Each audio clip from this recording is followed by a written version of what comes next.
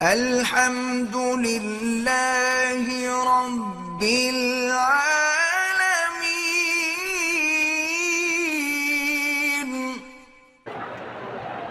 ایک سفر میں ایک سے زیادہ عمرہ کر سکتے ہیں۔ اصل میں بعض علماء کا قول یہ ہے کہ آدمی جب آیا ہے نا عمرے کے لیے بس ایک عمرہ کرے اور نہ کرے، کہ ایک سفر میں ایک عمرہ ہو، دوسرا عمرہ جو ہے وہ نہیں ہونا چاہیے۔ لیکن احناف کے نزدیک اور ائمہ ثلاثہ کے نزدیک عمرہ ایک مستقل عبادت ہے، وہ جتنا چاہے کر سکتا ہے۔ کیونکہ اب دیکھیں نا، مثلا آپ مدینہ شریف جائیں گے، آپ واپس آئیں گے، اب کیا کریں گے آپ؟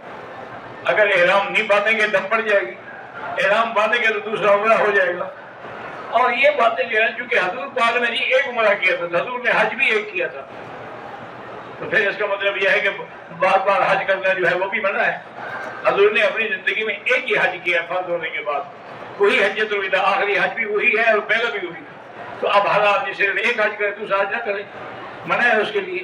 حالانکہ ایک حدیث میں آتا ہے حجۃ النسک وعمر تقر ینفیان الذنوب والفقر، بار بار حج کرنا، بار بار عمرہ کرنا گناہوں کو اور فقیری کو مٹا دیتا ہے۔ ایک ہی نشست میں عدالت کے ذریعے 3 طلاقیں لکھ کر بھیج دی۔ بہرحال یہ 3 ہی ہیں، صرف بعض علماء ہیں بہت قلیل جو ایک وقت میں 3 کو ایک کہتے ہیں، ورنہ تمام ائمہ اربعہ جو ہیں وہ 3 کو 3 کہتے ہیں۔ یہ 3 طلاقیں 3 ہیں، ایک ہوتی ہے طلاق، 2 پھر طلاق ثلاثہ جو ہے یہ اس کے بعد پھر حلالے کے علاوہ وہ حلال ہی نہیں ہو سکتی۔ ناخن رکھنا حلال ہے، ناخن رکھنا حرام ہے۔ اللہ نے تمہیں انسان بنایا ہے، تم جانوروں کی طرح ناخن کیوں بڑھا رہی ہو؟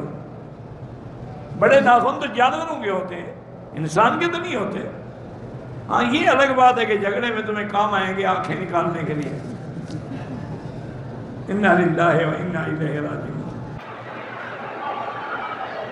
میں دبئی میں کام کرتا ہوں، جو بھی کام کرتا ہوں نقصان ہو جاتا ہے، حالانکہ میں نماز بھی پڑھتا ہوں۔ بھائی نفع نقصان میرے اللہ کے ہاتھ میں ہے، وہ چاہیں تو نفع دے، وہ چاہیں تو نقصان۔ اللہ یبسط الرزق لمن یشاء ویقدر، اللہ چاہیں تو رزق کھول دے، چاہیں تو رزق کو گھٹا دے۔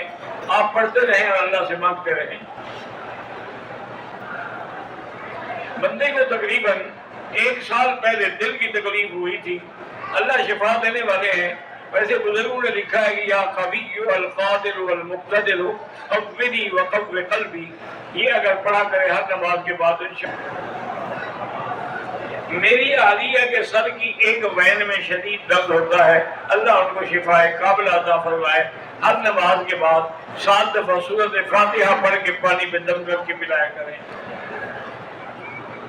میری بیٹی کے ٹانگوں کا مسئلہ ہے، MRI کرائی ہے، ڈاکٹر کہتے ہیں کہ اس کا کوئی علاج نہیں، اللہ کے ہاتھ علاج ہے نہیں۔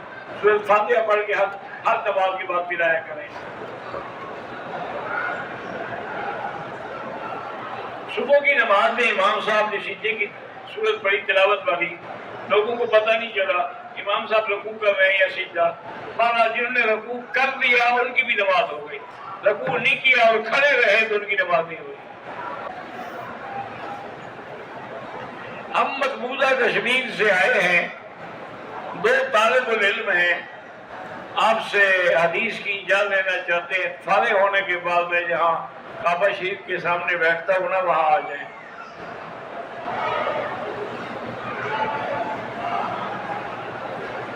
میرا نام نصرت ہے، دعا سلام عرض ہے۔